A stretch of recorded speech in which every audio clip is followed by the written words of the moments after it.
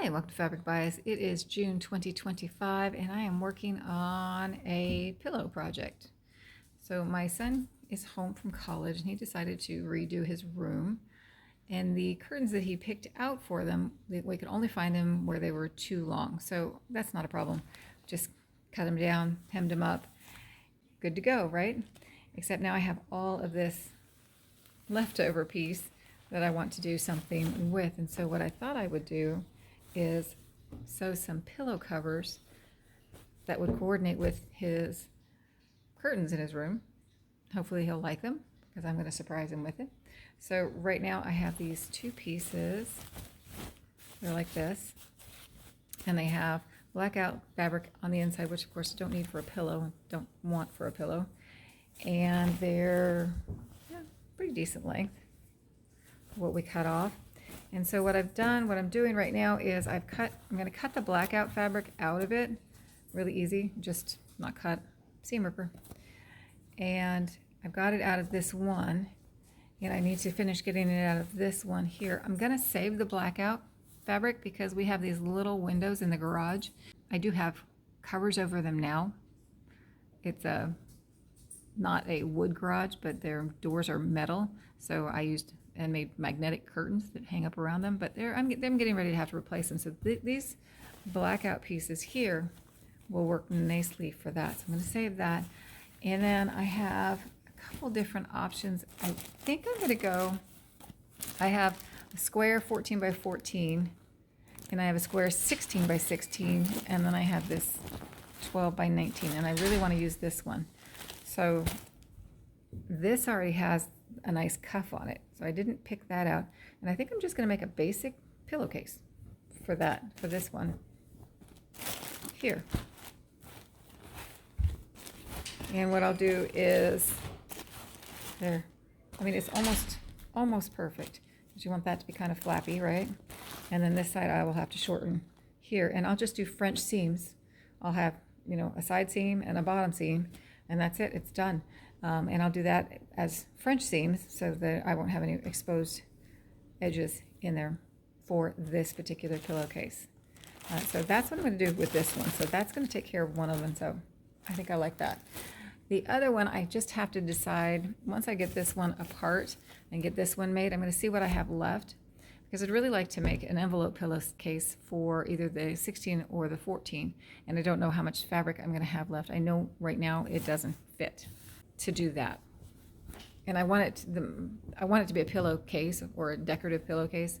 I want it to be able to be removable from the pillow, so that it can, I think this fabric can be gently washed or cleaned in some way.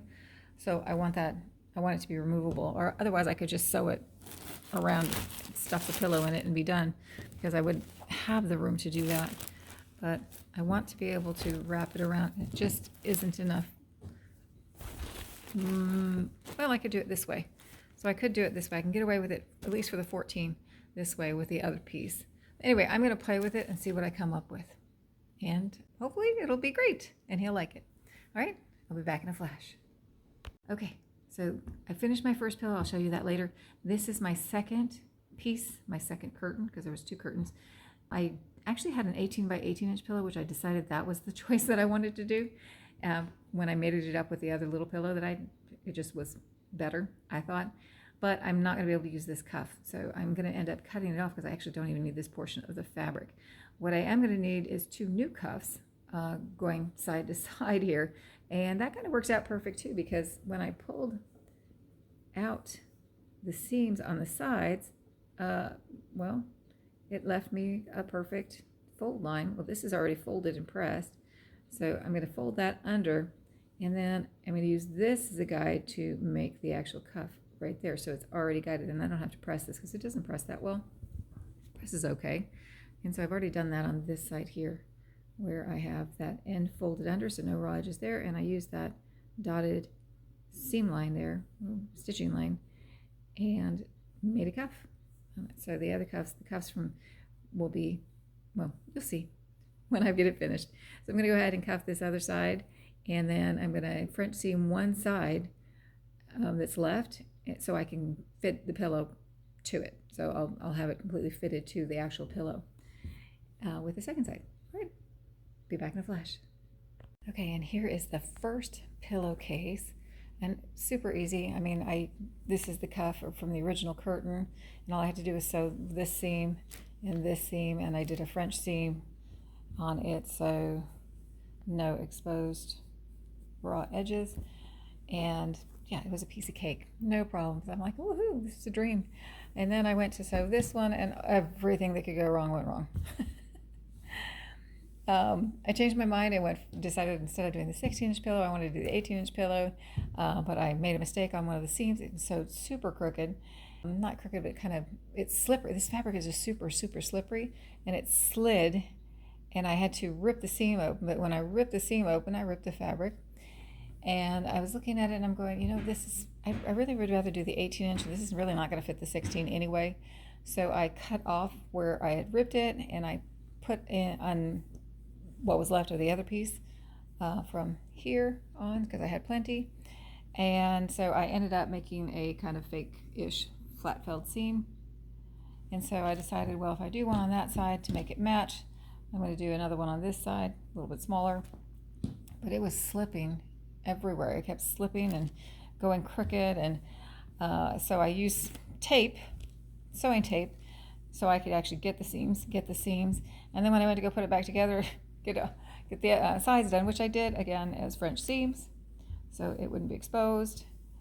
And yeah, 3 layers of this, and they just slipped out. So the middle this underseam slipped out, so I had to cut it off because I knew I couldn't rip it open because it was going to just rip the fabric. So I cut that seam off, and then I stitched the 2 together, laid the 3rd one over it, and stitched it again just to make it work. So it did work, and I did get this thing here. I'm just not sure it's going to fit because guess what? I made it huge.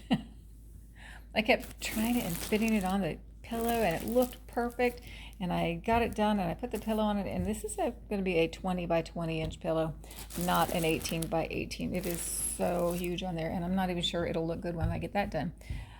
So, my fault. So I am either going to see if I can find a 20 by 20 inch pillow, or I have plenty of fiberfill, so I might just make a 20 by 20 inch pillow to put inside it, and then this project will be done, hopefully. And hopefully it will look really good, and hopefully he'll like it. So there it is. I hope you like it.